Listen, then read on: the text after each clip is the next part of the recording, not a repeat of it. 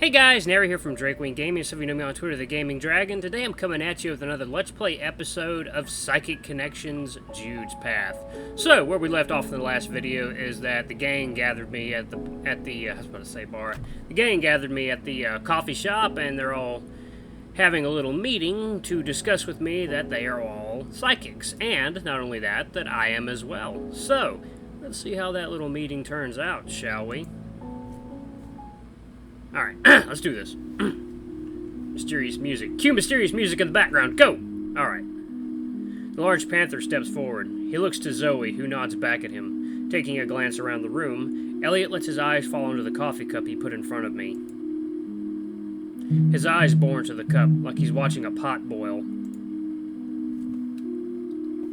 Nothing's happened. The cup slides across the table gently, without anyone touching it. Then, it lifts ever so slightly off the table in front of me before gently returning to its original position. How did you do that? Elliot can perform telekinesis. You know, moving objects with his mind. Holy shit, this is legit. They're actually all psychics. Am I going crazy? No, this has gotta be a dream, right? I reached my hand underneath the table, hoping to find some sort of magnet or elaborate device to explain what I just saw. Instead, all I feel are the bolts attaching the base of the table to the top. How am I even supposed to process this? Zoe said earlier that she wanted me to join this group because she also thought I might be psychic, didn't she? I'd know if I was a psychic, right? What am I even thinking? This is nuts! What am I supposed to even do in this situation? Mason, are you okay? Yes, no, I don't know. Where's the bathroom? Just past the door on the right there. Thank you. Rushing past the party of eccentric espers, I flee to the restroom. I close myself into the stall. This is way too big of a revelation right now. Like, how the hell could this possibly be real? They must have slipped something in my coffee, or maybe this is some kind of elaborate scam. Or this is a really lucid dream. Maybe if I just close my eyes really tightly and focus really hard, I'll actually wake up in my bed. Just gotta wake up. If I picture hard enough, I can still feel the crappy foam mattress pressing awkwardly on my back. The vents are still making that light whirring sound that made sleeping more difficult than necessary. I'm going to open my eyes, and I will be in my room.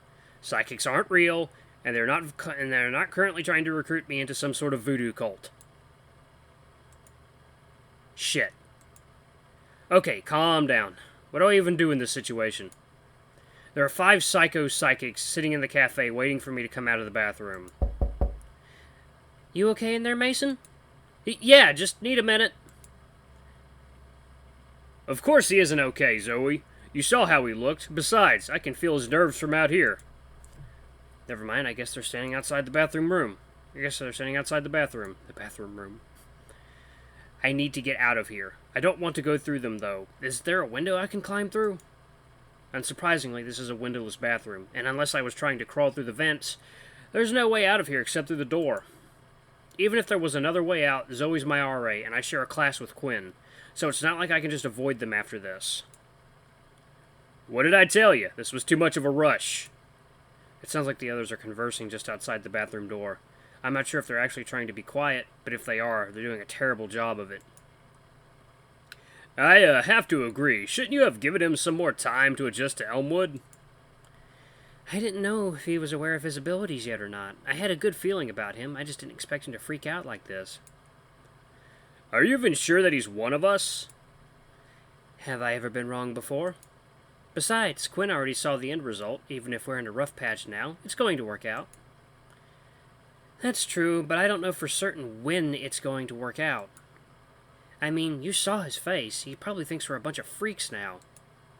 The sound of Quinn's voice cracking forms a small pit in my stomach. I'm freaking out over this huge revolution, but they're all still people. I should at least be hearing them out, not dodging them in the bathroom. Maybe I'm overreacting here. It's not like any of them have done anything particularly egregious to me. Sure, it's a lot, but I should be able to at least tough it out until there's a more natural way for me to exit this situation. I steel myself for more of the other psychic's weirdness and force myself out of the safer finds of the bathroom. Leaving the bathroom, I could see that the others looked far dour than when I'd left. Jude is the first to notice me. His eyes lock onto mine with that same intensity as always. You sure took your sweet time in there. Be honest. Sorry, I was just a little freaked out. It's probably a lot to wrap your head around, but hopefully you're at least calm enough to hear us out. Elliot nudges Zoe, who looks back towards me with a sullen expression. She clears her throat before proceeding.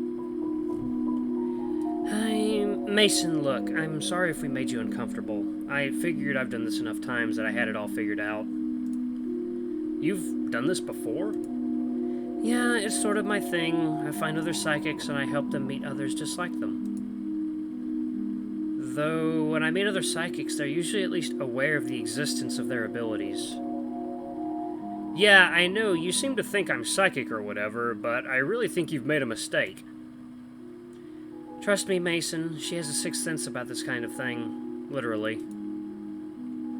Psychic abilities come in all shapes and sizes. Yours might just be something smaller that you've never noticed before. Something smaller I've never noticed. Nothing really comes to mind. How exactly do you even figure something like that out?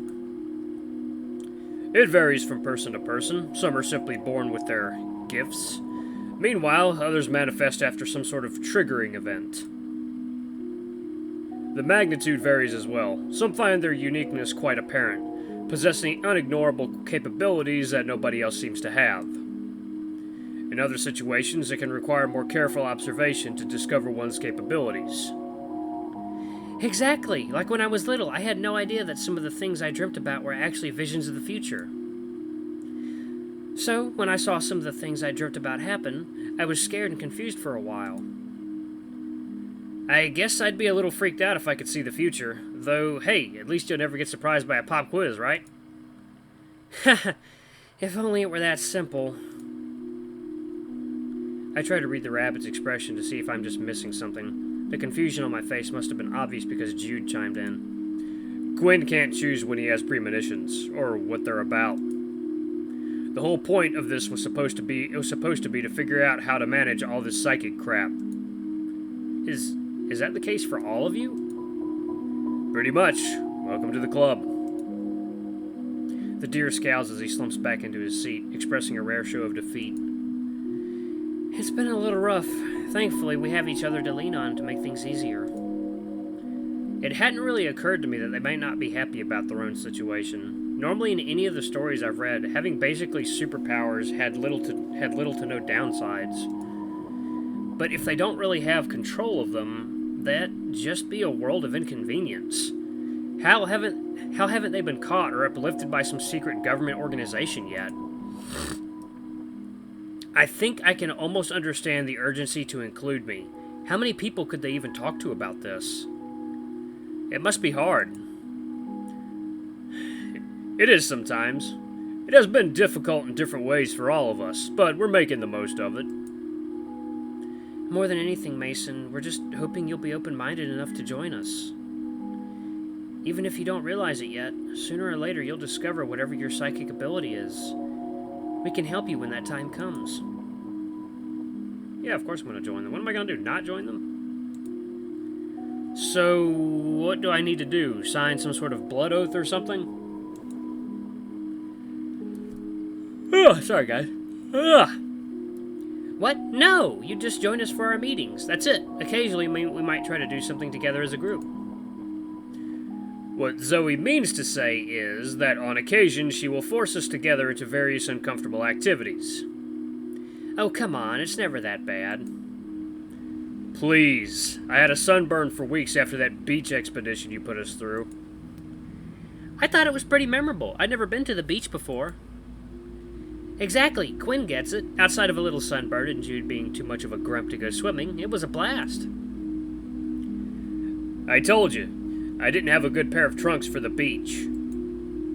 Crazy as it sounds, I agree with Aiden. It was a dumb trip. I'm so sorry you feel that way, Jude. To think I'd convinced myself you had enjoyed collecting all those seashells. Yeah, well, not like there was much else to do. The others laugh while Jude simply sits back with a huff.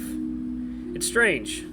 I wasn't sure if they were even friends before, but now they're all bantering like they've known each other for ages. It feels less tense than before, as if the previous revelation of their supernatural abilities had never even happened. Maybe that's why they really spend time together, because it's the only time they feel normal. They aren't necessarily bad people. They're strange, sure, but everyone has their quirks. Plus, if Zoe's right about me, then maybe it isn't the worst idea to join them. Though that small voice in the back of my head telling me to get up and leave hasn't quite gone away yet. Alright, sure. I think I get it. Huh? I might not be sure about all this psychic business. In fact, I still think it's pretty crazy. Despite that, you haven't given me much reason not to believe you. I'm hoping you can give me a bit more time to adjust to all of this. Of course, Mason. In that case, without further ado, welcome to the Psychic Concord. Concord? It's Zoe's word of the week. It means a few different things, but she's using it as a synonym to friendship. What's the point of using complicated words like that? Just say what you mean. Some people can't be as direct as you, Jude. Sounds like another mug broke. What do you mean? No more than a couple seconds after he spoke, the sound of something shattering could be heard from the kitchen area. The large panther simply sighs, shaking his head in disappointment. You know that girl is far too ditzy for her own good. Either fire her or keep her out of your kitchen. Aiden, as much as I value your input, I hope you'll leave the management of my cafe to me. And that is where I'm going to save it for today. Thank you guys so much for watching. This has been another episode of Psychic Connections. Don't forget to like, comment, subscribe, and ring that notification bell to the next video. I love you all. I'll see you next time. Bye-bye!